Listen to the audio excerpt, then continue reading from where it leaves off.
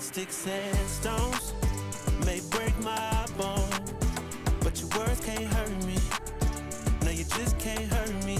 No, I ain't been right more than I've been wrong, and it still can't hurt me. No, it just can't hurt me. No.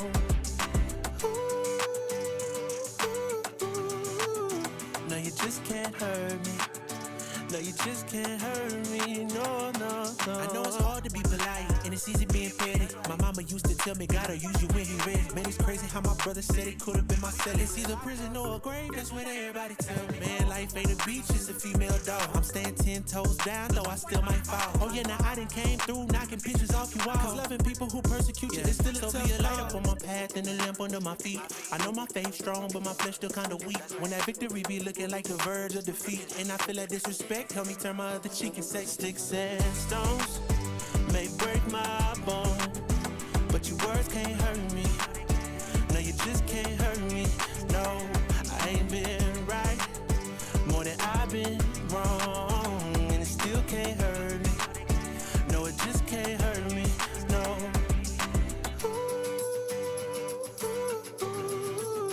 No, you just can't hurt me. No, you just can't hurt me, no, no, no. No, you just can't hurt me. No, you just can't hurt me, no. See, it's hard to be polite, it's easy being petty. Mama used to tell me, gotta use you when you're ready. Cause I ain't working on my own timing. Ain't got no diamonds on me, but I stay shining, yeah, yeah. They say the world would be a better place if we take out the hate. Stop all the hate right now. Yeah. Let's keep it real, it'd be better if we just subtract the fake. Yeah, so be a light up on my path and a lamp under my feet. I know my faith strong, but my flesh still kinda weak. When that victory be looking like the verge of defeat, and I feel that disrespect, help me turn my other cheek and say, sticks and stones may break my bone, but your words can't hurt me. No, you just can't hurt me. No, I ain't been right more than I've been wrong, and it still can't hurt me. No, it just can't hurt me, no.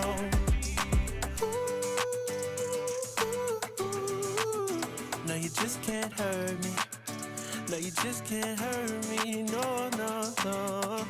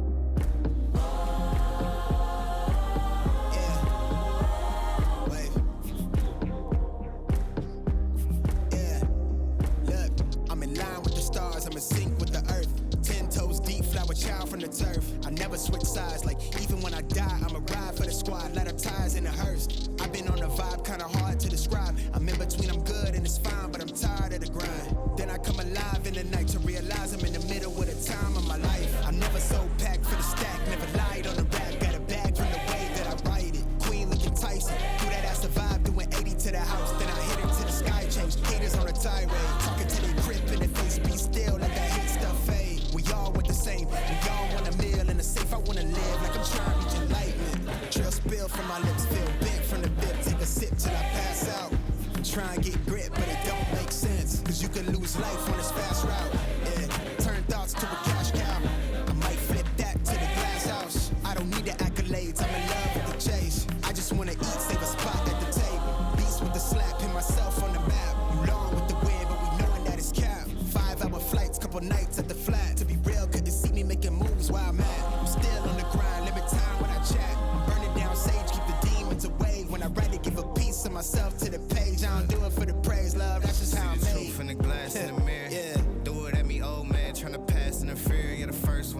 but the last one they hear, eyes blurry, but I couldn't see that. And he cleared down. Start to feel like I'm on one. Settle in, I'll be here for the long run. I'm a slave for the cash, got snakes in the grass, no brakes on the ad, but it's all fun. We done seen it all, heard enough, give me space before I murder y'all. 10 bad here, I'ma curve them all. 12 missed calls and I still made a curtain call. Here to light it up, lighten up. Hear him talking, they ain't right enough, tighten up. Everything that I came for, I left with. I don't bang sets, I just bang on the set list. Going past supper when I came for the breakfast. Put me in your prayers, I might put you on the guest list. Young, tell me reckless. Gold in my soul, got the same on my necklace. Light it up, light it up.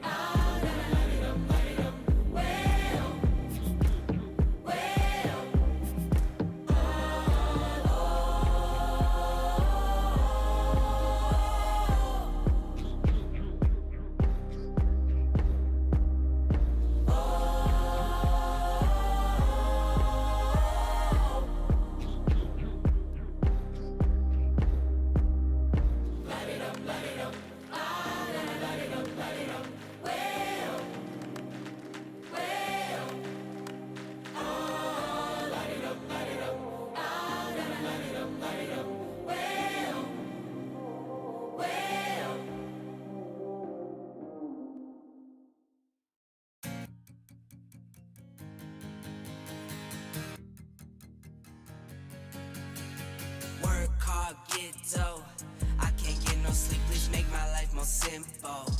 Miles inside these shoes so I don't stomp, I tiptoe. Fell 1,000 times and still I roll no limp though. But I wouldn't trade a thing for what I have. I go hard, do what I need to make it last. They say the good die young, I hope I'm bad. Cheers to my past, I'm doing great now, just in case they ask. In the booth and I lay it down, I might take a nap. And they thought I was playing around, I was up like my tax. Living fast, over limit on the freeway, hope no cops pass. Had to dip off for a minute, yeah that's my bad. But I can't stay for too long, I gotta go. I grab my bag and hit the dash, yeah adios. I drop the clutch and slam the gas, and it's vamonos. If you're not first and you're in last, Ricky Bobby quote, you gotta know. Work hard, get dough.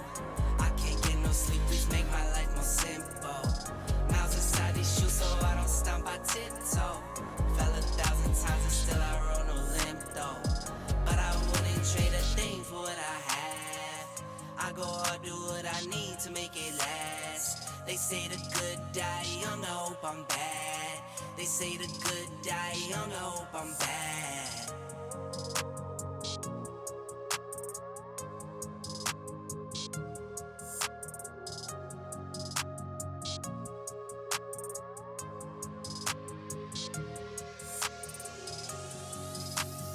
Work hard, get dough. I can't get no sleep, please make my life more simple. Miles inside these shoes so I don't stomp, I tiptoe. Fell 1,000 times and still I roll no limp though. But I wouldn't trade a thing for what I have. I go hard, do what I need to make it last. They say the good die young, I hope I'm bad. They say the good die young, I hope I'm bad.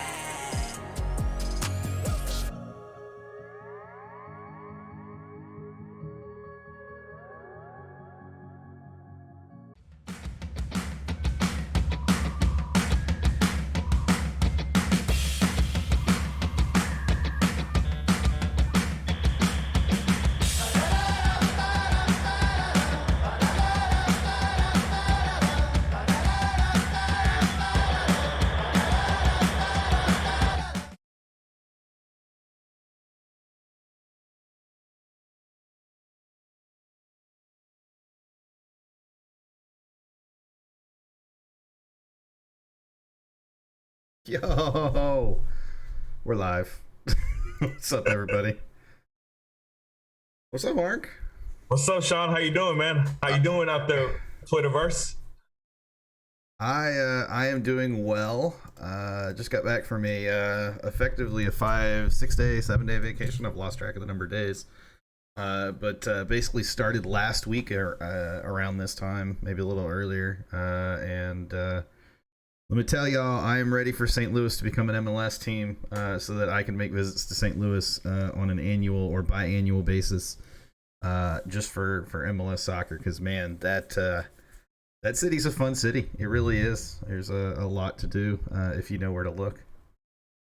Is it, man? I mean, we're talking off live that, you know, I don't think I've ever been to St. Louis. I think I might have drove by on my way to Denver when I had to go all the way up and then to the left. You know, for those who don't, you know, have never made the road trip by car to Denver to Colorado, that's kind of like the only way you go, unless you know the back ways up the Panhandle, which at that time was my first time ever road tripping. So, you know, you usually don't take the back roads when you're doing that for the first time. So usually take the safe route and take all the interstates that you can. So, but yeah, it'd be fun to go to St. Louis, I guess. People have told me St. Louis is pretty nice. Yeah, well, you know, St. Louis is a really great place when it comes to breweries. They've really developed a pretty solid craft brewery kind of situation up there. So definitely one of those type of situations. But the other advantage is where their stadium is. It is downtown, and downtown St. Louis is not like downtown Houston where it's just crowded and packed and everything like that. Like downtown St. Louis is pretty, I wouldn't say it's sprawling necessarily, but there's definitely room to move. It's a very comfortable vibe, very comfortable atmosphere. I went and took in a St. Louis Cardinals game while I was up there because my aunt and my mom are huge baseball fans, and they grew up with the Cardinals, so we went and did a game together, and it was actually a lot of fun. And I can tell you just from that atmosphere, from talking to people who, you know, family members that are up there about St. Louis SC, that yeah, they're excited to get the team, and I'm super excited to kind of watch that all blossom up there, because St. Louis has been a mecca of kind of youth development in soccer for a long time.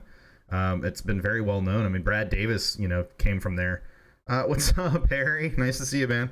And so yeah, getting St. Louis in is going to be a blast. And they're already, if I'm not mistaken, they already have a team that's part of MLS Next Pro this year, so they're ready. They know that they want to build from the kind of youth side of it.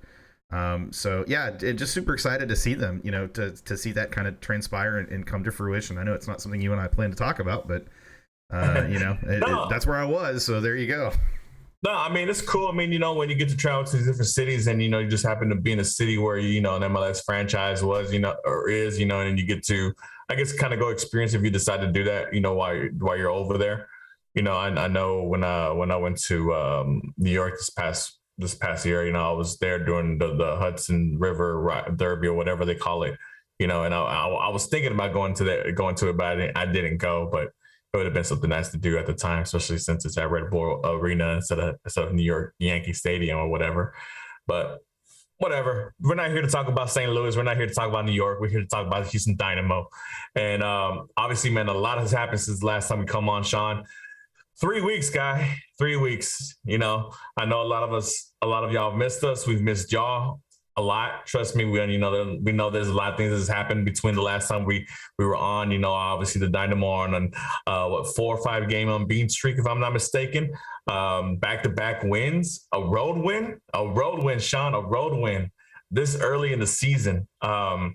So, you know, a lot of things transpiring for the guys in orange, you know, and obviously, you know, it's a great feeling to have, you know, even though it is early in the season, you know, still, but it's always good to start the season on a good note. And Paulo and the coaching staff and those guys have done great things, man. So, you know, give those guys a round of applause for what they're doing, you know, and willing to mix things up in the beginning. Obviously, I know in the beginning, the first 2 matches, we were complaining about the lack of offense, you know, because of the midfield not being able to connect with the front three. You know, they adjusted. They made the moves that they needed to do. And look at those guys now, flying high. Sean, anything you want to add before we move on? Yeah, I think that it is something that's difficult to overstate the importance of Paulo Nagamura being capable of tactically adjusting on the fly. And what I mean by that is 2 matches into the season, he understood that he saw what was going on and that, hey, we need a little more offensive, push. We're solid, solid enough defensively. I'm satisfied with what I'm seeing defensively. It's time to shake things up a little bit. And he switched the formation from the 4-3-3 to the 4-2-3-1, which I've been a strong advocate for the Dynamo for a while in general terms. I still want to see us go a 3-man backline eventually, but I'm satisfied with the 4-2-3-1. And we've seen, the payoff of that is, hey, we're unbeaten in four matches. I think you're right with that. I watched the game match on my phone from St. Louis in my hotel room. That was pretty fantastic. But it was like I was watching that match and I just sat there and I go, this is the best I've seen the Dynamo play on the road. I never felt like, even when we were equalized a couple of times, I never felt like it was a situation where we were at, okay, now the guys are starting to cave. It's going to be a disaster. We're going to lose. It's a road game. I never had that feeling, and I never got that vibe. I always felt like, maybe we weren't necessarily on the front foot the entire time, but I felt like we were on the front foot so often that even when we weren't immediately finding chances, we were finding ways to create chances. And I want to throw one final thing out about that game in particular, even though I know it's not a full recap of it. But hey, guys, we got a set piece goal, and that was no doubt a set piece play that was worked to absolute perfection, and it unlocks Sebas' scoring. I mean, come on, what more can you want right now from Paulo Nagamura? No, it's crazy because obviously we know as Dynamo fans from the beginning, most of us are on this chat. I would like to think, and obviously I know Sean, you followed Dynamo since 2006, and I have as well. We were really spoiled. As far as set pieces, we're kind of expected a goal every 50% of the time, depending on what happened, because we just had such a great set piece taker, and Brad Davis, with that magical left foot, he was nicknamed the left-footed Beckham, during his time here with the Dynamo. So, to go from that and then to be as sorry of a squad as far as set pieces the last 5-6 years, it's just a complete 180, and to finally have, it's one of those things where training, and practicing for those type of situations really shows out, and when you finally, are able to convert one of those and all that training and practicing to do it, and you go out there in the game and you actually do it and complete it. It's a great feeling. I mean, you can see how excited they were about it. Obviously, it coincided with Sebastien Ferreira's first goal as a Dynamo too, as well. So you add that extra layer of excitement to it as well. It was great. But to go back, before to the game beforehand, obviously going against Miami, obviously we know it's against Miami, and at that time, Miami was this, is this kind of the punching bag of the MLS right now, though they actually beat New England Revolution their last match. But you got to start off somewhere, and if they are the sorriest team in the league, you got to beat the sorriest team in the league, and that's exactly what the Dynamo are doing, and that's what I'm most happy about. Obviously, I'm happy that they're getting the results and they're getting W's and they're getting the points, but they're taking care of business against teams that they're supposed to be taking care of business, with, and they're grabbing the points and they're doing the things that they're supposed to be doing, and just to be scoring the way they're scoring, especially the way the game was back and forth against San Jose this past weekend. It's something great to see. Yeah, obviously, I would like to see the defense be a little bit better and not have them score 3 goals on us. Yes, of course. But I mean, I'm not gonna say that I wasn't entertained. I was really entertained. The only negative that I'll have from that game is maybe a kind of on the fullback play. Maybe kind of Griffin Dorsey wasn't really. He was getting kind of dominating in that game, in my opinion. But that's neither here nor there. Like I said, the game was fun. Both teams were going back and forth against each other. One scored, the other one was scored back, and thankfully it ended up well for the Dynamo. So I was excited. Sebas with a brace. Obviously, he got that monkey off his back. Teenage Hadebe scored his first goal, which you saw how excited he was.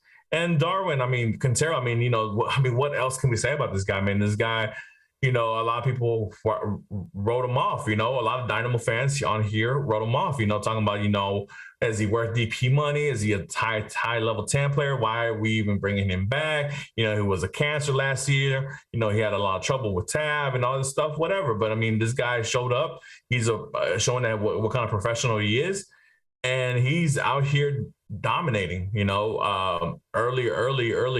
Early on, up there with Chicharito and I can't remember the other guy, as far as top scorers in the league at the moment with 4 goals, and Chicharito has 5, I believe. So great job for Quintero. I'm really excited to see that he's out there, showing his veteran leadership and his professionalism on the pitch. Yeah, I am one of those who I thought, and and we talked about this, but I believed that Darwin Quintero still had plenty to offer. And all you had to do was look at last season and how he played. What I thought, though, was that plenty to offer would be as a substitute late in matches where he could be the super sub. Right now, he's making me eat my words in that regard, because he's playing like a true starter at 32 years old, or however old he is. I think he is 32.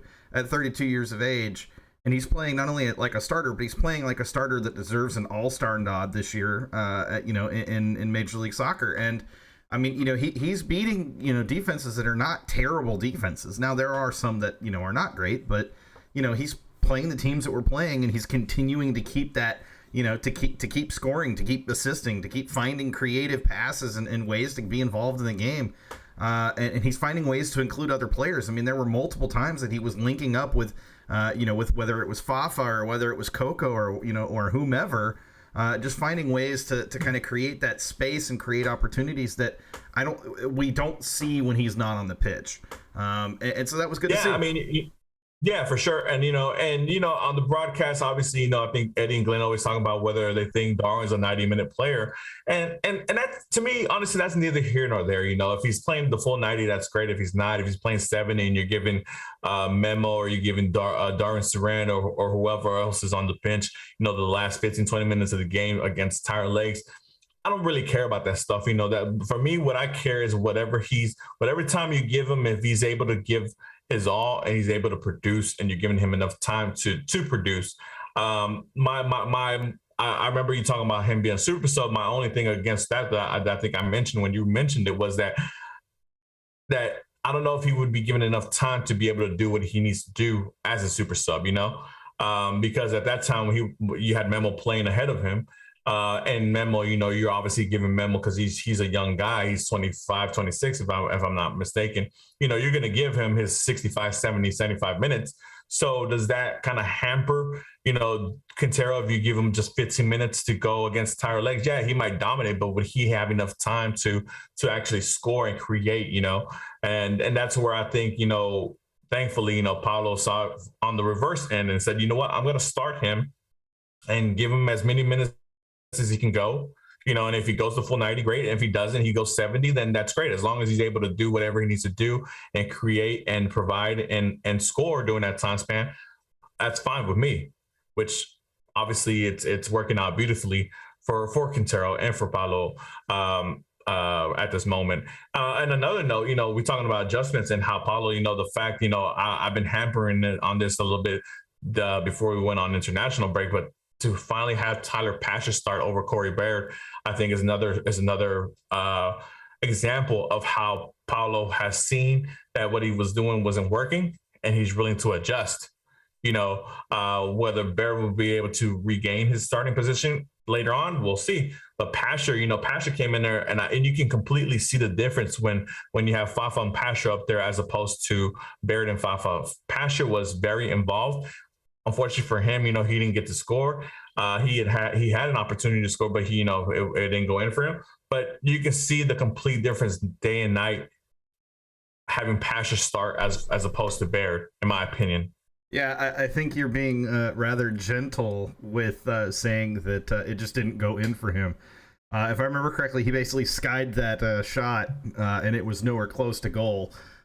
So you can feel free to be easy on Pash. I get it. He's coming off an injury and trying to get back to full fitness, and I think he's kind of getting there. And there's a confidence factor and a comfort factor that comes along with that. But Yeah, it was great to see Pash. I think more key to this even than that is, Sebas getting his first goal and then turning around and getting his second goal in the same match. We've all been saying that really it feels like once he finally scores that he's just going to keep scoring. Let's hope that continues. Let's hope that that's the case, that he's found that form and finally found the mouth of goal. And then the other thing is Teenage getting his first goal in a Dynamo kit, and doing it. All of these things, by the way, doing every one of them on the road against a team that, the week before, leveled it against Austin. I think it speaks a lot about the growth of this Dynamo club in general, and you kind of pointed it out. It's also the first road win of the season and the first road win. God, what was it? Over a year? It was a long time since we've had our first, had a road win. And yeah, I think it was the SKC one, the one where we kind of just overpowered them. I think it was like the 5-2 win against SKC in Kansas City, the one that everybody was kind of taking a bodge by. I think that was probably like Albert Elise's last game or something like that. But to just point to how long. Yeah, no, go ahead. Sorry, go ahead. Which just points to how long ago the road win was. But yeah, I'm not sure. Yeah, Kenny, correct me if I'm wrong. But it feels like it's been that long. Obviously with the road win, obviously you take all the COVID and all the stuff going on at that time period as well. But it's great to have a road win this early in the season. As I mentioned earlier, and just to get that monkey off your back early, and not have to worry about dreading it. Going on the road, being 8 road games in the season end, and you still haven't collected a win or points at least, and not to have done that already. And let's not forget, but they went to SKC. If it weren't for a flaky play that Fafa, unfortunately, gave the ball back to SKC deep in their area, we would have 4 points out of 2 road games. If the match would have ended up the way that it ended. So the Dynamo have really, I think the culture around us changed, in this short period of time. Paulo is obviously being heard by the players, and the players are buying what he's selling. So that's a great thing to see. Great communication, great consistency, and just great chemistry, I think, by the guys. Yeah, I'm going to correct myself. Yeah, last match was a home match. This is what I get for being out of town for a week during a home match. But importantly, is that, the team is continuing to do this. We've only had 2 road matches, if I'm not mistaken, so far. We lost the one and then we won the second road match. And that's a lot of home matches to have. And we've, many people had said, the team has to come away with X number of points through so many matches, or whatever it was. We've got to, in order to stay, we got to stay pace with the playoff line. Well, right now we're above the playoff line, and we're only 2 or 3 points out of first right now. That sounds absolutely ridiculous. I really want to curse right now, but I'll hold it in. That sounds absolutely ridiculous to me to even say out loud, because yes, we've had as many home matches to start the season as we've had. But I think it's important to remember, too, that one of the reasons we have so many top-heavy season is kind of twofold, but primarily it's because nobody wants to play in Houston in the summer. And so we end up traditionally, our summer is mostly away matches, and it's going to kind of be the same way this season, but there are going to be a few in there that are going to help break up that monotony a little bit. I think our longest road trip of the entire season is like a 3-match road trip over the course of 2 weeks, and so it's not a terrible schedule this year in terms of that, because at least you break it up. Yeah, for sure. I mean, and to be honest, obviously we're tied with our main foes, which is Austin FC and FC Frisco at 11 points, right?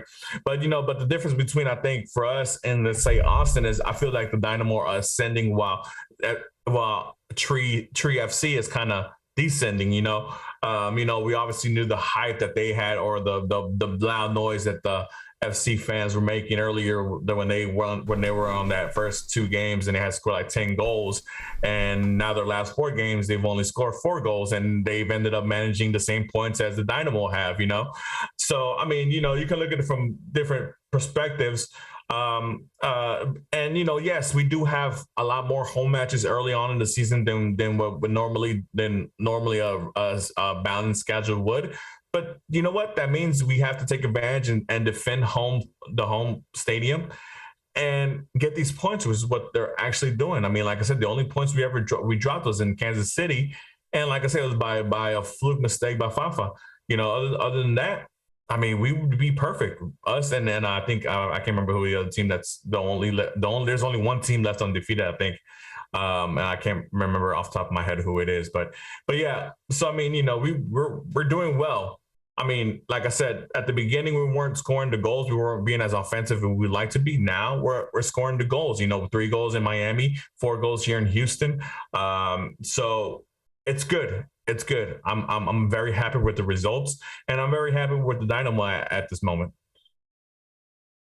And the guys are saying Philly, Philadelphia. So yeah, Philadelphia is the only unbeaten team left in MLS. Yeah, and to be fair, Philly is a very good team. They've had a very strong defense. They've got a strong goalkeeper, so that's not really all that surprising. But I think if if we're talking about comparing, going back to the Austin comment you had and Austin statement you had, I think it's important. We talked about it, for over 2 or 3 different shows. Where Austin's hot start, it was overinflating, I think, the confidence of their fan base. That might have been the first week. I think it might have been a draw. I thought they lost it though. Okay, so they did draw. But you look at the Austin first 2 matches. It was against ultimately the 2 worst teams in the league, and they are the 2 worst teams in the league that also have the 2 worst defenses in the league right now. They can't seal their goal worth anything. And Austin rode that into a high point, in their season. And to your point, Austin has absolutely plummeted back to earth in a way. And yeah, they've had some decent showings, and they still have the work, the pieces and the possibility to be a decent team this year. But I just don't think it's going to be nearly as good as their fans felt like they would be because of those 10 goals in the first 2 matches. And to your point, 4 goals in 4 matches, that's not a high note for any team, and I would much rather have, the first 2 matches be the way that we had them, and then the following matches that we've had since then be the way that we've had since then, than kind of the start that they had. So, because I think, to your point, we're on that kind of, increased slope where, we know that there's still more to come because we know that summer window, the first thing that's going to happen is, Hector Herrera is going to get here. And we know that that's going to help the team in some way, shape, or form. But there's so much to Evil's point here. 3 points separate basically 1st to 7th place in the West, and that honestly speaks to the level of parity in the league, and its importance that we go into these matches. The upcoming match against Frisco, the upcoming match against Austin. These are back-to-back matches that we've got to go in and we've got to be strong. I don't know who we play on Saturday. I don't remember, to be honest with you. Portland. So Portland at home, Frisco away, and then Austin at home. In a 3-match series, and these are 3 very pivotal. To C's point, 3 very pivotal matches that are basically a true test of the team. I'm. This is going to sound crazy. I am not worried about RGV right now. I really am not. We'll get to that. Yeah, I know we will. And all I'm going to say to that is I would put our U17 team against RGV and believe that our U17 team right now would beat them. Or U23 team, if you Dynados, if you want to go there. So that's all I wanted to say about that, though. So, I mean, obviously, with all the excitement of the first 6 games of the season and how well it's going on for the Dynamo at this moment, I mean, we posted the question on our Twitter, obviously, if you don't follow us on Twitter, which I know most of y'all, if not all of y'all do, it's at Gen Orange Radio on Twitter. But the poll question of the day was like, with almost 20% of the season done and Dynamo tied for 3rd, what are your thoughts as far as the team breaking the streak and making the playoffs? And with we got 36 votes, a little low this time. Usually we're in the 70s, but we understand we've been off for 3 weeks. But 75% of y'all say finally playoff football. 19% of y'all say playoffs. Nah, it ain't happening. And 6% of y'all say MLS Cup.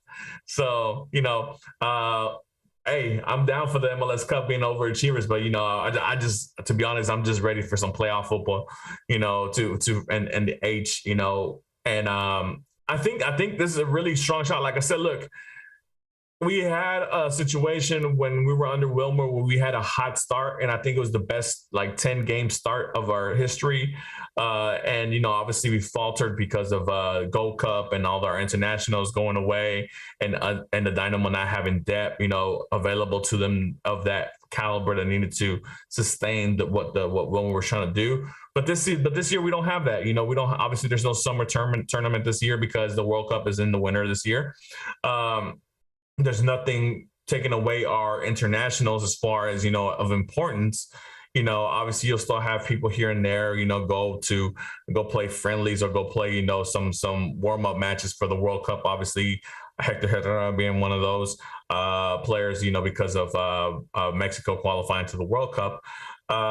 But with that being said, I mean, it's not nothing that's going to take away from the Dynamo and what objectives they have going on for the regular season and for Open Cup play. Sean, I mean, what do you think? I mean, do you think we're going to finally get playoffs this season for the Dynamo? I mean, playoffs? Playoffs. We're talking about playoffs. No, genuinely, I do believe this is probably in its current form a playoff team, and getting Hector Herrera in at midseason might be exactly what this team needs to elevate them to a guaranteed playoff position. What I'm seeing, from a youth standpoint, just in terms of guys like Bartlow, slotting in and looking solid. I mean, he hasn't really, in my opinion, had any major mistakes. He had a couple of moments that were a bit shaky in the last match, but I can't put any specific goal from last match on him individually. And he's beating out guys like Tim Parker and Daniel Steres, for that starter position. And his injury. Well, they have injuries. That's why. Well, okay, say what you will. Look, that's coach speak. Okay, that's coach trying to protect their asses. Look, Tim Parker. I picked up a knock. Tim Parker. I love Tim Parker. I love Timmy. I really do. But what we saw to start the season from Timmy was not a very solid foundation to build a team upon, and a defensive backline or a CB partnership. And to have a player like an Ethan Bartlow, who was a draft pick last year that didn't really play at all because of injuries, our first round draft pick and very high in the fifth or sixth pick or something like that. Yeah. To have him be able to come in this season and just slot in and have, in my opinion, no real drop or lowering of quality at center back says a lot about what our depth really is. And that's at center back. Now, the areas that I'd like to see some youth players fill up would be the outside back positions, because I think those are two of our weakest areas overall. I know Seca is here, and we're hoping to see some, something more from him than we've seen so far. I'm a bit concerned. He starts on Saturday. I'm a bit concerned that he didn't start this past match, and Dorsey was given the start. I know that Paulo wants to go a lot more attacking, but I feel like Seca might be able to provide more going forward than Dorsey can at times.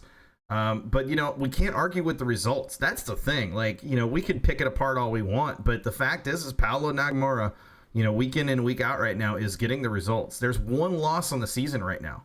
We have lost one match this season. I can't believe those words are coming out of my mouth. And say what you will about the number of home matches we've had to start, or the few away matches we've had, or the easy schedule we've had to start the season. Look, you can only play the teams they put in front of you.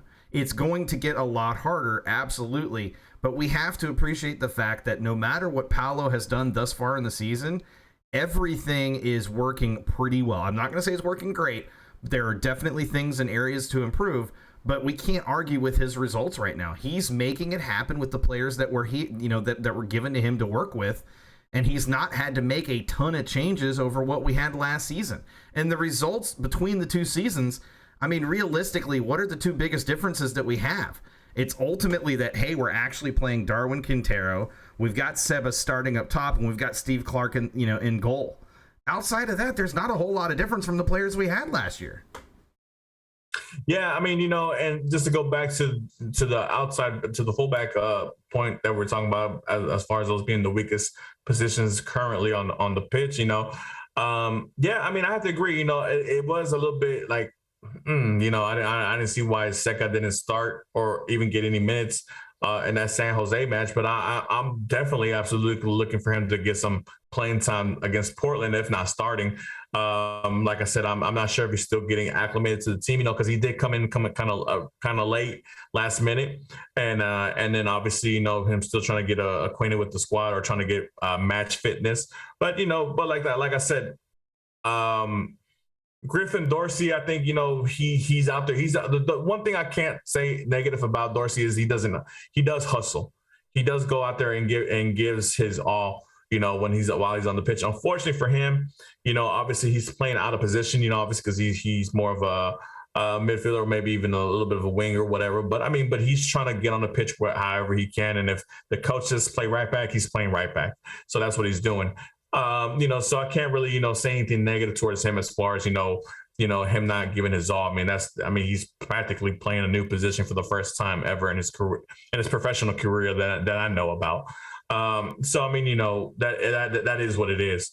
But yeah, I'm looking forward to Seca hopefully starting here against Portland this Saturday. As far as the center backs go, obviously, the defense up until this last game, obviously giving up 3 goals has been stout. They've been solid, whether it's whether it's been Parker and Stairs or if it's Teenage and Bartlow at these last couple of games.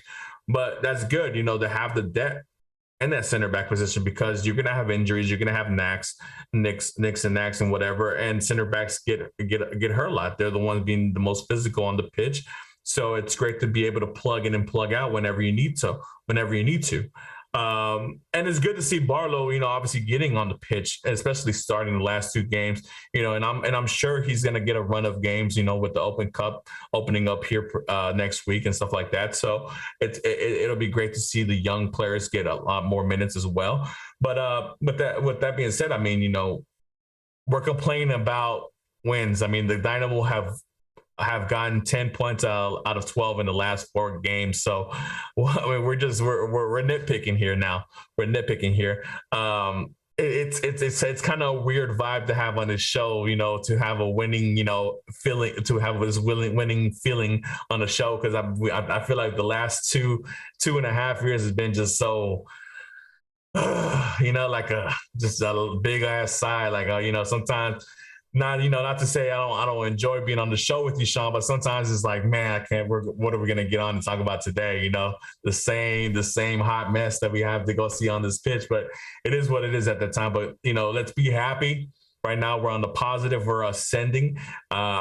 I think it's going to be a great match this Saturday. I hope people come out more, now the Dynamo are winning a little bit more, and it should be a beautiful day during this weekend. I know it's Easter weekend, so people might have a lot of things going on, but, hopefully come out for the match. But yeah, Sean, anything else you want to add? Yeah, I'm glad you brought up how much more difficult it is to get up for the show, so to speak. When the team is terrible, as we've been for a number of years. And then, I've been looking forward to having a show, since the international break, really. And really was hoping and ready to have a show last week. I just, with traveling. But the reason I want to say that is it is so much easier to want to get in here and talk Dynamo when the team is playing like this, and when the only thing we can do is nitpick things while we're winning. Like you said, it's a different feeling, it's a different atmosphere, it's a different culture. All these things surrounding the club right now are very, very positive, and I can't let that go without reminding everybody at the end of the day, there is one person who deserves substantial credit for this change in the club, and that has to be Ted Segal. Ted Segal. Yeah, Ted Segal. Sorry, I had to think that through. Yeah, Segal is the movie star. Yeah, he's a slow kung fu Steven, master. yeah. Cliffhanger. Yeah, yeah, exactly. Ted Segal. Look, the change in the club in his year and a half. No, he's not even there yet. His less than a year in charge as majority owner. It is clear. It is clear. And it's clear in terms of youth, in terms of investment in the youth. Brooklyn Reigns, Xavier Valdez, and there's other players as well. They just signed Juan. Oh, what is his last name? I can't think of it. He's like the top. Yeah, Juarez. He's Juan Juarez, the top prospect coming out of the academy in a very long time. As good as Palomino is, this kid is better, which says a lot. Shout out to Dino. They're undefeated. Well, that might have changed today. I think that changed today. I think you're a match out of date, buddy. They were up 2-0, and then I think they ended up losing 3-2 today. Or was that that might have been the academy team? I don't know. I'm still trying to catch back up from getting back yesterday. But we'll still shout out Dino. Absolutely shout out Dino. They've had a hell of a start to the season, regardless. We're gonna start seeing hat trick Beto last game. Man. You look at just top to bottom, this organization has changed. Oh, that wasn't Dynados. Thank God, they're still undefeated. Yeah, that was that was one of the academy teams, wasn't it, Kenny? If I'm not mistaken.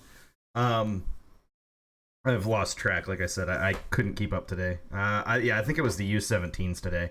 But there's just so much positivity and from the front office, the GM, bringing in a new GM, bringing in a true technical director and having them work together with the coach, bringing in a new coach in the off season, going out and signing a guy like Sebastien Ferreira, and coach being willing to stick with him when he was struggling to find his actual, shooting boots, if you will.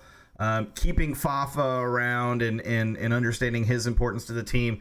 Paulo Nagamura being willing to start Darwin Quintero earlier in the season and get him very quickly back into the swing of things. Darwin Quintero's recommitment to the club, I think, in the offseason was a huge thing, and I think Ted had a lot to do with that. And look, I love the fact that Ted is one of those guys that says, and he said it over and over again, and it was hard to believe, but we're seeing the benefit of it, is I will give you the resources you need to go out and be a winning club. And I mean, can you argue with the results right now? And not only that, he's already agreed to bringing in Hector Herrera at midseason, and we know that's not the only move that's going to happen. I'm floored right now. I'm floored in the best way possible, in that I am genuinely excited and elated at the state of this club right now. I cannot wait for, mid-season to get here, because I'm ready for Hector Herrera to get here, simply because I want that fan base that's going to come along with Hector Herrera to fill those seats, because I want PNC. I want PNC to be absolutely rocking for that second half of the season as we start our real track and pushing towards the playoffs. Yeah, man. And just like I said, shout out to the owner. I mean, Segal doing what he said he would do. That's all the fan base has ever asked. Aside from us wanting a better product on the pitch, is you actually making a commitment to providing us a better product on the pitch. And he's done nothing but provide, with the resources. I know sometimes, we got a little impatient. I know myself, I got a little bit impatient because it seemed like we kind of had like a little bit of a late start to the winter window and stuff like that. But at the end of the day, the moves were made that they felt adequate to make at the time. And, obviously the big signing being Hector Herrera for the summer. That's the first summer signing that we'll have this year. Sebas coming in the winter. From all points, looks like Coco is going to be extending his stay with the Dynamo and going to make that deal permanent, especially because it's only $1 million. So I mean, round of applause to Ted Segal, for doing what he said he would do, and obviously we see the vibe and the culture change that's starting to trickle down from the top to the bottom. There's only so much a team can do as far as being positive and trying to bring a positive winning culture to the squad. And that's one of the things that I didn't really like about the previous regime, because they would preach about, and I'm going to curse here, core values. Get off the show. You were banned for life. No, I'm just kidding. It's fine. And having a winning culture and all that stuff. But how can you start that when the top wasn't even committed to giving the Dynamo what they needed, and it absolutely starts from the top, and it trickles down. And that's what's happening at this moment. And I think, like I said, the squad, the players, they love the environment. Paulo, not being such an old coach, can kind of understand what the players what they were going through, and then understand, what they needed and what kind of changes were needed to kind of get out of that hole that they had for such a long time, being stuck and at the end of the table these last couple of years. So it's great. I want to add something to that. Just brought, you talking about Paulo, brought up in my mind. It was just earlier this week that Jimmy Conrad put out a tweet or did an interview on some show, talking about how good Paulo Nagamura can be and how good he is as a coach, and as a soccer mind. Yeah, it was pretty recent, Kenny. It might have even been like end of 2015. I don't remember exactly what year it was. But, talking about coming from the SKC system and just him understand, Conrad having played with and against, Paulo Nagamura a few times, he had just glowing things to say about him as a person and how impressed he's been with how he's handled things, to start this season. And that's somebody that genuinely, carries some clout in the U.S. soccer world. And for him to have that to say about Paulo, I think it speaks to one of the reasons that you bring in a guy like Paulo, a coach like Paulo, who maybe doesn't have the MLS experience, initially, but has that level of respect from a ton of existing players, across the board, because of what he did and how he earned it and how hard he worked to be the player that he was, and then to transition that completely into coaching, and to do it in the SKC system. It's not easy. And so, as much credit as we give Ted Segal, we got to give the same credit to Paulo. We got to give the same credit to Pat, the same credit to, Asher and everybody else. And it just feels like, again, it's, I don't know. It's just really, I think you hit it on the head. It feels weird, but in a really amazing way, to be this positive about the club this early. Yeah, I mean, there's a lot of, skepticism about the hire at first. I'm not going to lie. I wasn't really for the hire at first. I think a lot of people weren't as well, and, obviously that's because, we try what happened with Tab. We tried the whole, hey, let's bring them from a youth perspective up to a professional setting and stuff like that. So it was kind of it left a bad taste in our mouths, I guess, But, with that being said, I mean, Paulo had a different philosophy, has a different way of doing things, and it's working out. You can't deny the passion and excitement that he has to be given this opportunity, especially at such a young age. You look at a league like the NFL, where a lot of the teams that are dominating at this moment are coached by head coaches that are barely hitting their 40s. Some coaches are even younger than some players that they have currently on their teams, which is mind-boggling. But but it is a new era, and maybe we're just the pioneers of this and getting a new perspective from a younger coach who has maybe just barely left his playing career. Might be the new way of going about things. But regardless of the fact, I'm happy that he's here now. I'm excited with the results. He's exceeded my expectations by a lot up to this point. And we'll see. I'm excited, but John, obviously, we're talking about MLS, and things of that nature, and we're excited about the MLS season and MLS schedule, but the other thing that we're excited about is US Open Cup is about to open. What has been been playing. The first 2 rounds have been played. Round 3 is about to commence this upcoming week, which most of the MLS teams come into, including our own Houston Dynamo. And this Tuesday, I believe, August 19th, we will be playing against none other than Wilmer Cabrera and RGV, the Rio Grande Valley Toros. Of people that we're kind of familiar with. I don't know about the players to be exact on there. I know Juan David Cabezas is still on there and Tyler Deric's on there. Not too sure about the others, but what are your thoughts? I mean, U.S. Open Cup, obviously we won it back in 2018 with Manotas and Elise and Beasley and those guys. I think in my opinion, I've always been hampered of, we have to play to win that Open Cup title. I mean, it's one of those things where, especially with the way the Dynamo were doing in the season, that would be our only way of getting into these international competitions and actually lifting some silverware. So, I think it's an important tournament. Your thoughts on it, Sean? And what do you think? What do you expect to see this Tuesday out of the Dynamo against RGV? I don't think they're going to play the U17s. I think they'll have a little bit more respect for the RGV. But I think they'll play some a mixture of Dynados and Dynamo players. So what do you think, Sean? U.S. Open Cup this Tuesday. What's up, Finn? How you doing? I'm glad you brought it up because I'm interested and intrigued to see how Pat and Nagamura and Asher approach Open Cup, because you've got a tremendously talented Dynados team right now that are playing with chemistry and playing with fire and passion and just brutalizing opponents in the best way possible. Like, the way they've been playing is just remarkable.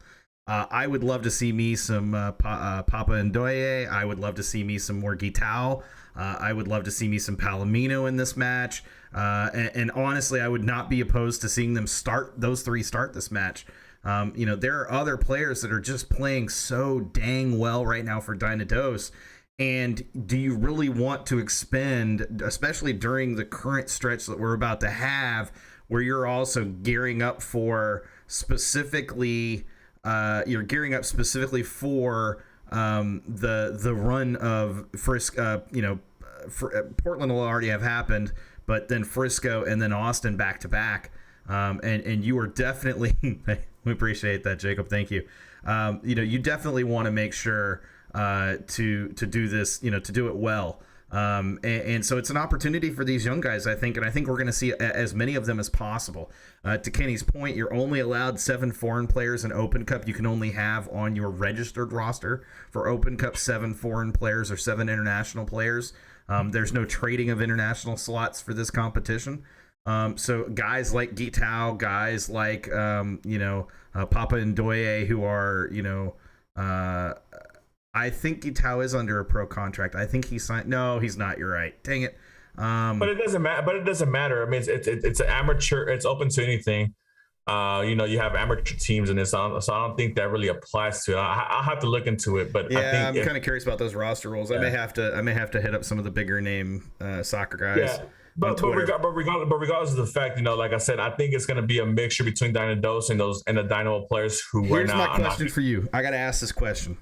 Okay. If, let's say that Paulo trots out 90% Dynados and he starts like Seca on the right at right back and Sam Junqua at center back, are you going to be upset, or no, I'm not going to say that. Let me rephrase it. So that's what happens. But then the Dynados team basically goes out there and dominates against RGV.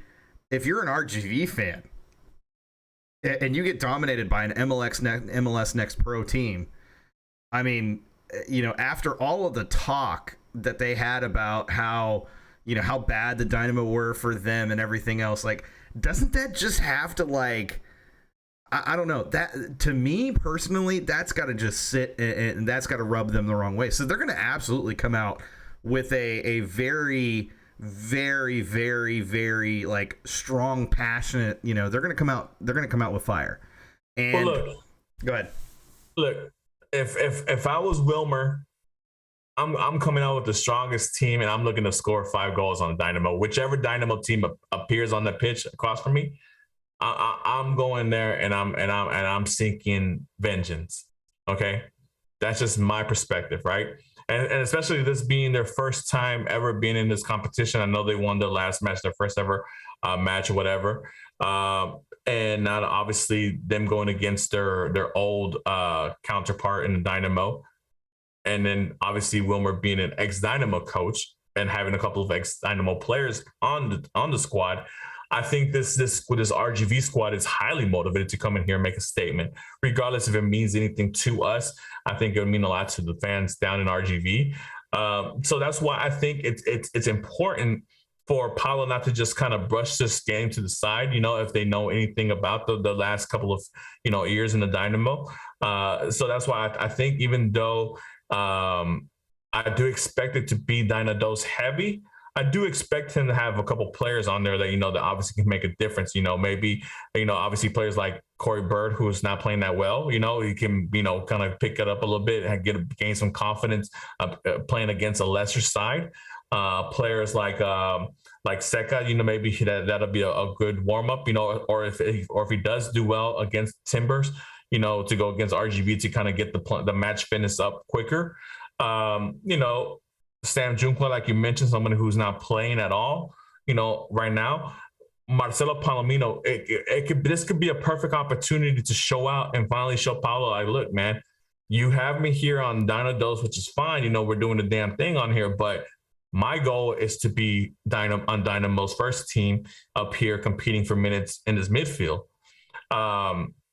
So obviously, it's a showcase for a lot of different reasons, for a lot of different purposes, for different players and different perspectives. So that's why I think it's a little bit of a damn if you do, damn if you don't, right? Because obviously, you don't want to take this lightly and then have Wilmer with his style of coaching and his style of. He wants to attack.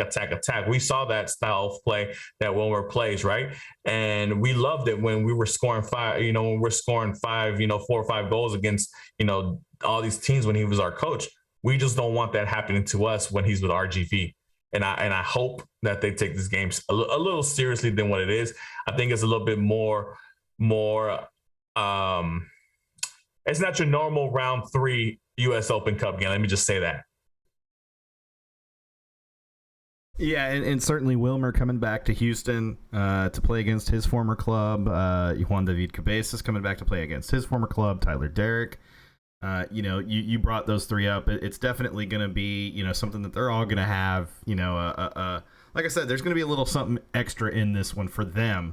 But on the flip side, I don't know how much the Dynamo need to pour into this in general terms, because like I said, when your Dynados team is playing as well as they are, and you can afford to have most of those players just go ahead and play in this match and give your senior players, for the most part, a bit of a rest.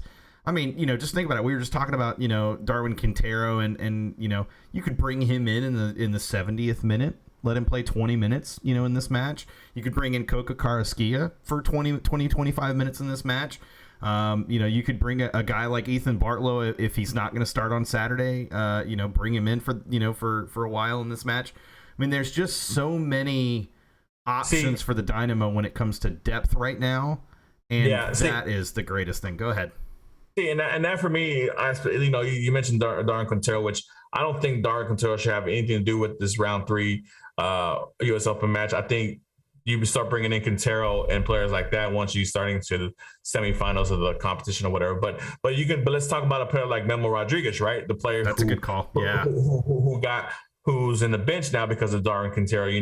If Darwin's killing it against Portland Timbers and he plays a 75-80 minute match and Memo only gets on for 10 minutes, hey man, Tuesday night against RGV, against your old coach, would be a perfect, time to play Memo, let him get a good 50, 60 minutes in, so that way his fitness doesn't falter too much, and things of that nature. The same thing, like you mentioned with Barlow, I think Tim Parker will be back, so he'd be paired up with teenage Hadebe against Portland. So if that's the case, and let's say both of them go 90 minutes and Barlow doesn't get the opportunity to go into the match, hey, Tuesday is a perfect opportunity to keep that momentum going, to keep that fitness level up.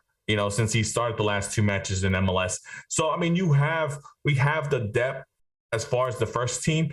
We have a certain amount of players that haven't got them as many minutes as they would have liked, because obviously I think now that we're a handful of matches in, we kind of know who our starting 11 should be at this point, bearing any injuries, obviously. And for those who unfortunately are not in that starting 11, you give them some minutes, because they need to still have match time. And these matches are perfect because, one, they're competitive because you're going after a trophy, you're going after silverware. 2, you're going against a good opponent who obviously has the added sprinkles of them wanting some kind of vengeance. And C. Stanford says, Thor, oh man, it'd be great to see Thor start up front, even though Thor does get, a 15-20 minutes these last couple of games from MLS play, but let him start, play 50-60 minutes, man, and it'd be great to see Thor score a hat trick against RGV. That'd be something awesome, thunderclaps all around for the Atlantic legend here soon to be. But it's interesting. It's interesting perspective, and obviously with the fact, the last couple of years we haven't had the U.S. Open Cup, so it was a little damaging as far as, not being able to give other players minutes because there was no other competition available to give those guys minutes. Now you have it. Take advantage of it, win the game, so that way you keep going deeper, and you keep giving these guys minutes in competitive matches. Yeah, I wholly agree. I mean, I would love to see Thor against Tyler Deric on set pieces, because we know how, we know from our research how Thor can likes to kind of, push the envelope a little bit in terms of, with keepers mentally. And likes to try to get under their skin. I mean, he did it in college against in a pretty well-known playoff match. And let's be honest, Tyler Deric has had I'll gently run into this topic, has had a history of anger management issues. And I'm not gonna lie, I would love to see Tyler Deric get a red card in the Open Cup against the Dynamo because Thor drew it from him. I'm just saying that would be phenomenal to me. Phenomenal. Yeah. I mean, like I said, this competition offers a lot more than just the silverware. It offers a lot of opportunity for the younger guys, the ones who are not getting the minutes as far as the first team goes. And then also with the added wrinkle of having Dynados, now you're being coached by the man, Paulo, because this is a team that has to be coached by Paulo Nagamura, not your Dynados coach, which is I can't remember the guy's Bundy at the moment. So now you're being coached by the man. So now you see it from that perspective as a young player. Be like, and if you show out, hey, you might see yourself being on that starting that match day 18 here pretty soon. So it gives you the opportunity to show out in front of the man you're trying to show out in front of. So we'll see.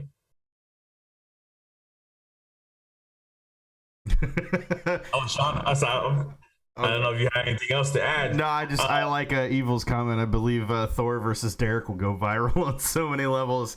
Yeah, I mentioned it earlier. I could see that becoming quite the shall we call it friendly tit for tat. Yeah, I think we're ready to move on to the preview though, as we're getting to that point of the show. No, for sure. So obviously, this is Saturday. We're going against the Portland Timbers at 5:00, a little earlier than usual. This weekend, but obviously maybe because of the whole Easter weekend, whatever going on, we got a little bit of an earlier start match, which I'm always down for, and obviously afterwards, I think Dynados go against Timbers 2 as well. So I think you're able to stay for the doubleheader with the purchase of a game day ticket. I'm not too sure. You might have to ask your ticket rep about that. But anyways, I think it's an interesting match for the Dynamo as far a step up in competition. We always know that Portland Timbers are always a team that are vying or always on top, always on the top echelon of MLS clubs.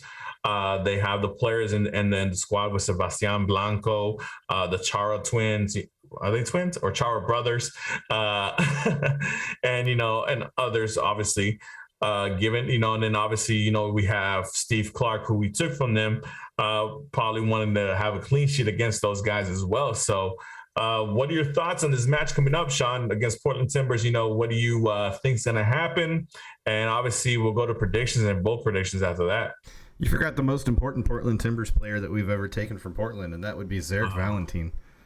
That guy's still there. That guy's still here. He's still on the roster. He hadn't been booted out yet. I'm sorry. Yeah. He does great for the community, man. But man, I just that's neither here nor there. I'm twins are still brothers, yeah, but they're not twins. They're brothers, but they're not twins. There's a difference. Yeah. But yeah, I'm incredibly intrigued by this match because, again, we've been playing very well against, lesser teams. Portland will be probably the strongest test we've had to date in this season. And I just believe that, this is going to be an opportunity to see what this team is really made of, to see how Paulo can handle tactical adjustments by Severesi, by the way, who's a phenomenal coach when it comes to making changes mid-match. Has always been a very tactically focused coach, match to match. And so, we get a chance to see how Paulo reacts to that. And I don't think we've really had that happen yet in a coach that we faced. So I think from just that perspective, it's going to be interesting to kind of watch the tactical flow of this match. But then from players, you brought up Steve Clark, coming back or not coming back, but getting a chance to play against his former club. He's going to be standing on his head this entire match. I know Portland are going to have opportunities at goal. Look, they've had them every match they've played so far. Both of the Chara brothers have been phenomenal. Yimmy's been otherworldly at times. And I just believe that this Portland team is a very, very strong team. And surprisingly, as low as they are in the results in terms of points right now, it is very surprising to me to see them as low as they are with us as high as we are. Many would have pegged that to be the other way around. But with that being said, they're still a very tough test. Like I said, still one of the best tests I think we've had, will have had to date. And frankly, if they're as low as they are in the, in the season on points, then you have to believe you definitely have a chance in this match. And, if Paulo can handle the tactical adjustments and the players come out like they have been every match at home, in these last four in particular, then I have no doubt that we can walk away with a win. Yeah, I mean, it's one of those things where they say, if you're ever going to play the tough teams, it's good to play them early before they get everything settled and, they start getting into a rhythm and all that stuff. But, Portland's always been one of those squads that, they never cool off, man. They always seem to have a good start to the season and they always seem to make the playoffs and have deep runs and those things or whatever. So, obviously, with, is it Jimmy? Is it Yimmy? I want to say Jimmy. It's Yimmy, technically.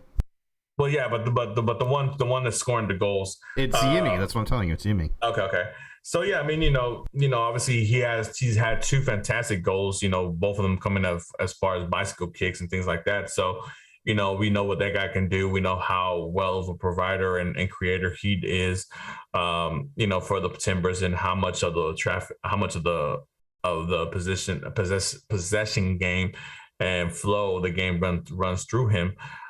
So I mean, it'll be interesting. I think Dynamo can be up for the challenge in this thing. But I guess we'll see. I mean, like I said, look, man, there's no reason to not be optimistic about this match against Portland.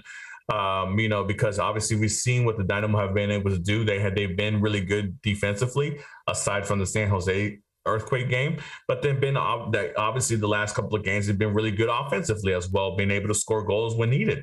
So I mean, why not be optimistic and carry on with that flow and that wave? So I don't see why the Dynamo can't continue winning at home. So we'll see. Portland are technically in 11th place if you're tracking by points per game in the West, by the way. So even though they have enough points to put them in 8th place, they've also played an additional match over most of the other teams around them, or 2 additional matches compared to Seattle, for instance. So that can be a bit misleading because at this point in the season, you do have some discrepancy in number of matches played, per team. I look at points per game in this instance because it is important. I will have you note that points per game has us in 6th place in the West, which, that's exactly, I think, where we are otherwise. No, that's not right. Yeah. First, second, third, fourth, fifth. Yeah, I mean, and they've allowed a pretty large number of goals. It looks like almost 2 goals per game as well allowed as far as the defense. So their defense is not as strong as it usually is. So that's a good point for the Dynamo as well, especially with everybody kind of running up high right now.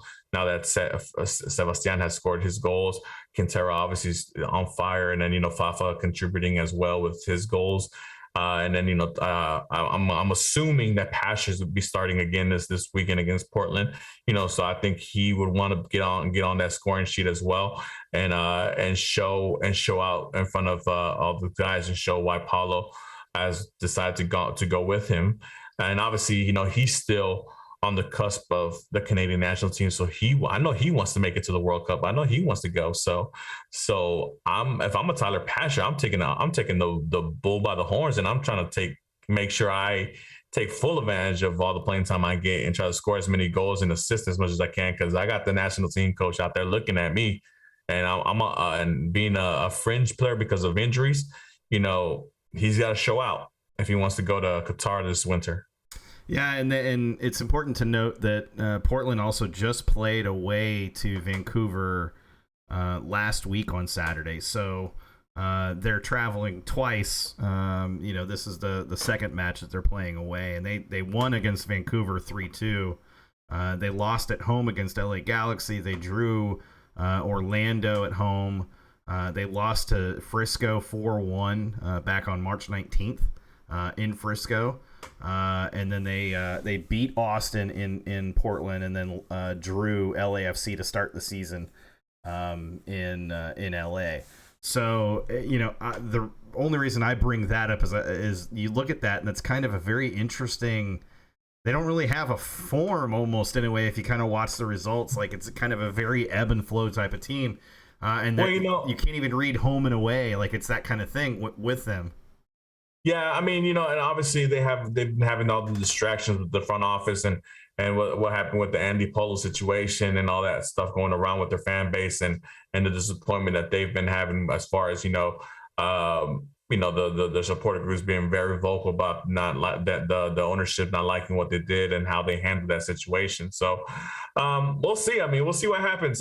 Kenny says that Portland is a chance to play bad in Texas, but if I recall, it was Portland the last match when they came here in Dynamo where we were winning 2-0, and then they ended up tying us 2-2 and almost beating us because they kind of held back.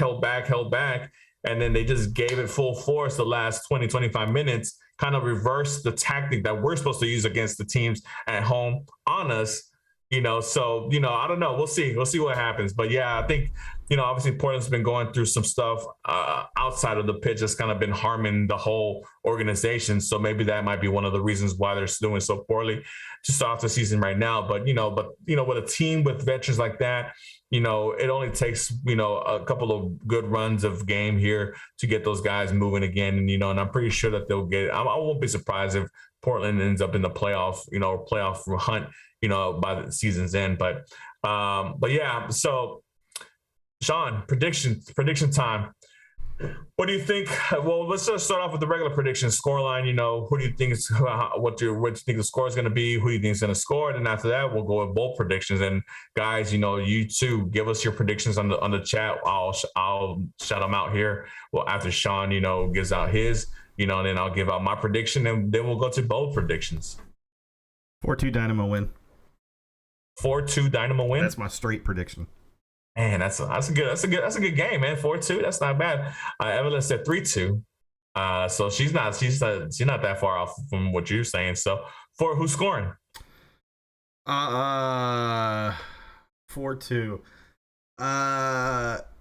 Jake 3-2 bandwagon again as well. Shout out to Jake. bandwagons. Get out of here. 2-1 Dynamo. I appreciate that, Kenny. Thanks for not being a bandwagon fan. Yeah, so 4-2. I got Sebas with back-to-back braces. Yeah, I got back-to-back braces. I got Darwin Quintero with a goal, and I've got Pasher with a goal. There you go, that pass train. I'm gonna go 3-1 Dynamo, and I'm gonna go with a brace from Pasher, and I'm gonna go with Sebastien goal. All right, I can't hate on that because that means Sebas keeps the scoring streak now that have started a scoring streak finally. And Jake says Fafa with the hat trick, man. Hey, shout out Fafa if he gets it done, man. Shout out Fafa. Yeah, I'm going 4-2, and so I want to talk about this for just a second. The reason I'm going 4-2, and y'all know me, like I can waver between vastly different predictions depending on the situation. Quintero and Fafa goal scoring for Kenny. I can accept that. The reason I'm going 4-2 is I just feel like right now the way that the offense is clicking, Portland have holes. Portland have big holes at the back, and I believe this is the type of match where, you know, again, coming off Portland already being on an away trip to Vancouver, which isn't really truly, I guess, too big of an away trip for them because that's not too far away from where they are. That's that Cascadia. That's that Cascadia, yeah. But at the same time, it's still, you know, traveling to Houston. And here's where I think that we really can get a major lift against Portland because this is a 5 p.m. kickoff. You know, that's early. That is a 3 p.m. start time Pacific Coast time. So that would be Portland time, 3 p.m. Those players aren't in any sort of form at 3 p.m. in the afternoon to play a soccer match. Their rhythm that they get into, their game day rituals, all of that stuff is going to be thrown off by a 5 p.m. Central Time kickoff. And so I just think that this is the type of match where it sets up perfectly for, you know, everybody who thinks that just because they're Portland, they're going to dominate. This type of match where the Dynamo can surprise and really earn a lot of respect around the league simply by coming out on the front foot and being that strong team to take down Portland, similar to what Frisco did just a month ago.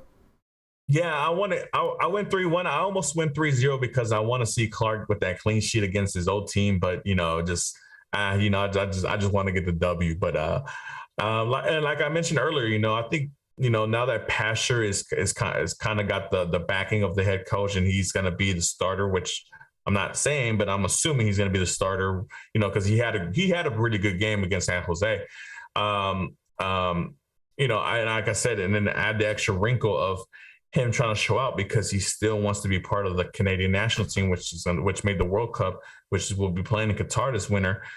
He has all the motivation in the world right now to try to go out there and dominate and show what he can do on the pitch, and all that stuff. And that's why I think, he's going to be out there trying to do everything and anything possible to make sure he shows out on the score sheet as far as a goal scorer or an assist or as a creator. But I think he's going to get that brace. I think Sebastien continues his scoring streak. Like I said, the 2 goals that he scored against San Jose, especially the one off the corner kick was fantastic. The next one was a standard goal with a number 9 they would make. But, obviously we haven't had a standard number 9 here and for a little bit of the time now. And it's great to see a number 9 actually put a good goal in, one that should be made by them.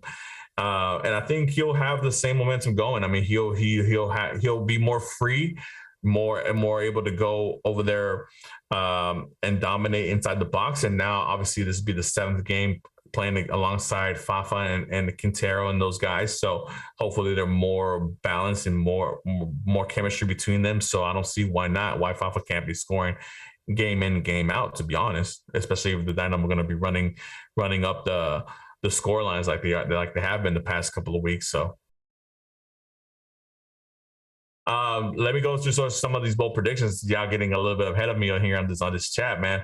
I just said Tim Parker would find his scores his first Dynamo goal, which, hey, that would be nice too. You know, Tim Parker's a big man, and if we're going to be doing really well on these set pieces, especially off the corner kicks, Tim Parker is the ideal target to go put a header in as far as that. Hadebe scores his first goal. It's only a matter of time Parker will score. Okay, yeah. So I feel you. You're giving a lot of love out to the center backs. I think it's going to be even more heart from Clark because it's his previous team.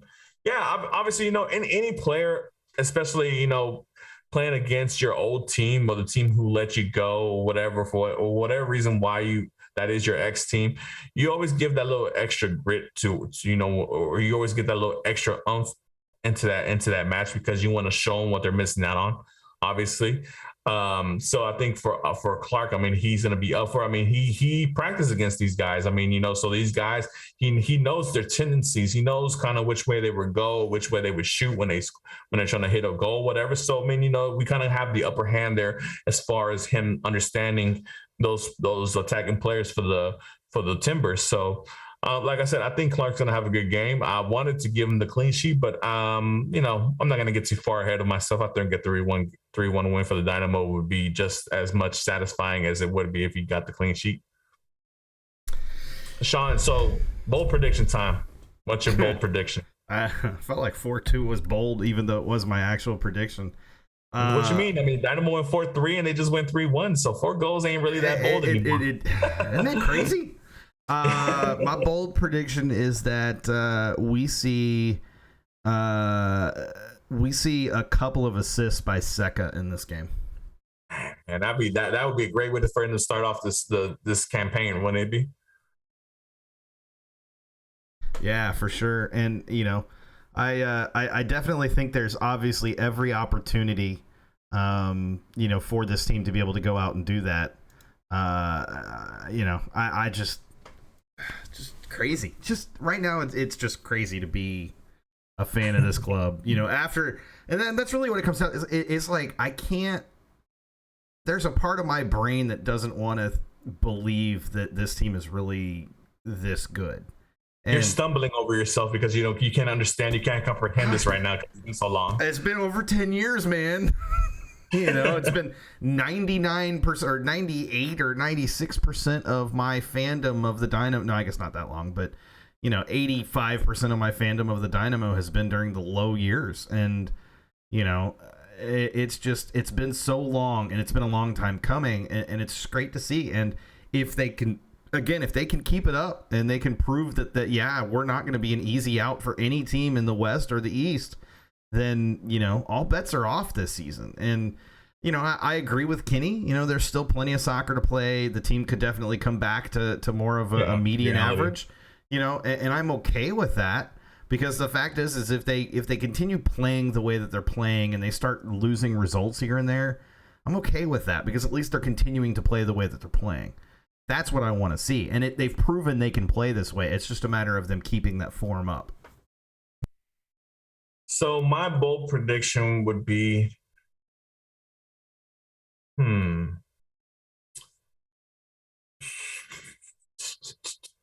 would be my bold prediction? It's kind of hard to make a bold prediction sometimes, man, because you want to go something crazy, but you know what?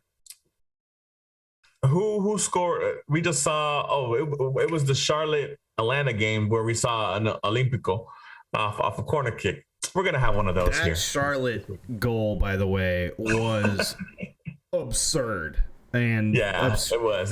I just want to say this: Charlotte are shocking so many people right now with how well they're playing. That's all. They are. I mean, not to go far into the Charlotte topic or whatever, but they really are, man. Obviously they had 2 DP signings fall out at the last minute because of domestic violence accusation, the other one because of funds or whatever. But yeah, man, for them to be doing as well as they are at this moment, it's shout out to those guys for not worrying about who comes in and just worrying about who's already there.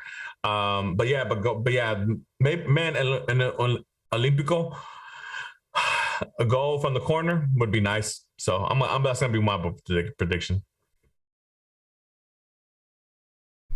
I don't have anything else to add. Sorry. Yeah, Sanford says, how many points are we getting out of the next 3 games? So obviously it's Timbers home, Dallas, Frisco away, and then Austin back here home. Sean, how many points do you think we get out of that 9? I mean, it's like you said, it's about these next 3 games are really kind of interesting because especially the Frisco and Austin game, because, like I mentioned earlier in the show, we are all tied at 11 points right now. So honestly, I mean, whoever wins these games, are going to have the leg up on the other squad as far as, head to head. And obviously as far as points, obviously we can still tie and all that stuff. But if we go out there and if the Dynamo go out there with the intention of winning, and going out there and actually putting their foot forward, and winning these matches against Frisco and Austin, and obviously this Saturday, because we don't want to overlook Portland, we can make a nice little dent, as far as the standings, and really solidify ourselves this first, fourth of the season, after these 10 games are passed by. What do you think? How many points out of the 9 do we get? I think we can easily come away with 6 out of the 9. 6 out of 9. So how are we getting those 6? Two wins and a loss, or Portland and Frisco. Portland and Frisco. We're gonna lose at Austin here at home. Sorry. Yes. Man, now that you say that, because I genuinely believe we're beating Frisco and Frisco. I really do. You know what? No. I'm gonna take that back. It's gonna be 6 points. It's gonna be 3 points from Portland. 7 points. It's gonna be 3 points from Portland, 1 point from Frisco, 3 points from Austin here at home. That's not. Yeah, a lot of people here on the chat tend to agree with you. 7 points. 7 points seems to be the popular answer, obviously. And hey, Kenny says I want to believe 9, but we haven't won in Frisco in 11 years. Damn, for real? I didn't even know that. To be honest, that just seems like crazy. That's not true. We beat them not that long ago, Kenny. We beat that. You know how I know? Because we won like 5-0 up there, or 3-0, or whatever it was. When that was. Did we level that? No, that was a level. You talking about the Kubo hat trick? Yeah, I think I'm talking about the Vicente Sanchez game. That's what I'm talking about. Yeah. So that was a 3-3. I think he's right. I don't think we have one actually in Frisco. Damn, so yeah. I mean, you know what? But I would rather. Not that I would rather. Trust me. Look, I want all 9 points, right? But if I was gonna go with the 7 out of 9, how would I want it? I wouldn't mind tying one of the home games, but if I'm going to tie one of the home games, I would rather tie the Portland game, win at Frisco, because, that'd just be, imagine that, back-to-back road wins. Dude, like, not just the fact because it's Frisco, right, but just back-to-back road wins. Like, that's if we couldn't comprehend winning right now, Sean, imagine comprehending that next week or 2 weeks from now, whatever. And then obviously winning against Austin here at home. So, I think I'm gonna be. You know what? Fuck it. Excuse me. Screw it. I'm gonna go 9 points. Screw it. I'm gonna go win. WWW.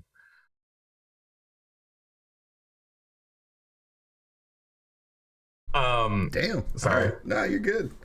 Are you good? Kenny says, in fairness, a few years in the East, we didn't play up to their period. And then we did win the MLS Cup in Frisco, so that really matters. Well, yeah, hey, we got the most important win in Frisco. That is what really matters. But yeah, man. It's still the only win that Frisco doesn't have. WWW. Sorry, low hanging fruit. Guys. For sure. I think I'm gonna go 9 points, man. Screw it. I'm gonna be out. If I'm gonna be optimistic, I'm just gonna go all the way through. I'm just gonna go full blown, super optimistic, and just say 9 points. I like it. I really do like that. So, obviously, guys, we're about to get to the end of the show. We got about like 3 or 4 minutes left in the show, guys. I don't know if you have any other questions that you want. Great question, Sanford. That was a great question. 4 W's, including Cabrera's RGV club. That's a good point too. There you go. That's the other thing, though. That these are, this is a lot of matches in a short period of time too. It's 4 matches in 3 weeks, but Well, yeah, Eddie, I understand that, but like I said, like I expect the Open Cup game to be a little bit more Dynados heavy. I mean, yeah, I do think you'll sprinkle 3 or 4 Dynamo first team players on there, but I do expect it to be a little bit more Dynados heavy because I think Paulo wants to actually see who, he wants to actually coach these guys to see, who is the actual potential candidate to maybe move into this, first team and to be called up and things like that. So that's why not only do I think the U.S. Open Cup tournament is important this year is because of that particular process, because Paulo will be coaching that team. So it wouldn't be Bundy. So, but yeah, guys, Sean, anything else you want to add before we kind of head out of here? Man, it is good to be back. It is in multiple ways, but it's good to be back. On the show after taking 3. We're having the show back after 3 weeks. We hope you guys have definitely enjoyed this week. But man, it's like every time we come back after a long break, it's just there's so much to talk about, and there is. And I don't even think we covered everything we probably really truly wanted to cover, but we got through like 90% of it probably. Yeah, for sure. I mean, I know we could have gone into a little bit more details as far as recaps or whatever, but I think just the pure excitement of the fact that the Dynamo are on a 4-game unbeaten streak and we're just collecting points here and there, and obviously with the U.S. Open Cup about to start for us and things of that nature, it's just an exciting time to be a Dynamo fan. Obviously on the verge before Hector Herrera comes in the summer and all that stuff. Unfortunately for him, Atletico Madrid got eliminated today against Manchester City, for those who keep up with the Champions League and Hector Herrera over there. But we just want to shout out Kenny, Jake, Mela, Edith, Sanford, all you guys, appreciate the love, and being active on the chat. Sean, you have something you want to say? I want to talk real quick, just real quick. I know we're like pushing up against time, but want to talk real quick and mention Hector Herrera did not play in either of their Champions League matches against against City, and so that's important because let's be real, the reason they lost is because they didn't play Hector Herrera. But that also means we don't have to worry about him having to play Champions League matches after their season's over now. So they just need to finish their season so that he can come over here and start playing for us now. That is true. But with that being said, guys, like I said, we're glad to be back. We appreciate the love and support that you always give us. Obviously follow us on Twitter at Gin Orange Radio for the show. Follow me at Ted Segovia. I'm always interacting with you guys. Follow Sean at Sean Ringross for his personal intake and personal opinions about things, soccer or whatever else, or gaming or whatever. But guys, obviously until Hector Herrera gets here, it's 2 H's up.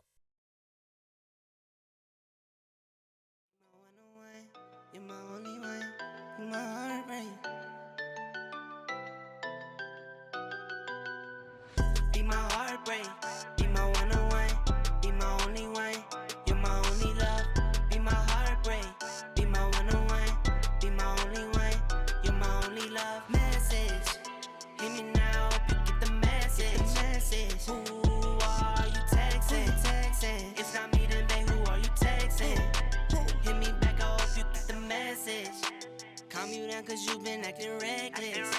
Flood the ring and I bust down the necklace. Doesn't mean a thing, just know I spend it. Doesn't change a thing, just know I spend it on you. Get you Louis if you want it, no, that's nothing, no. You can tell me that it's something, but it's nothing, no. You ignore me, but you're always on that phone. Acting funny, but you tell me that you love me, though. Yeah, you tell me that you love me, though. Wanna believe it, but I feel it, that it's something wrong. Babe, just tell me what's going on. Be my heart.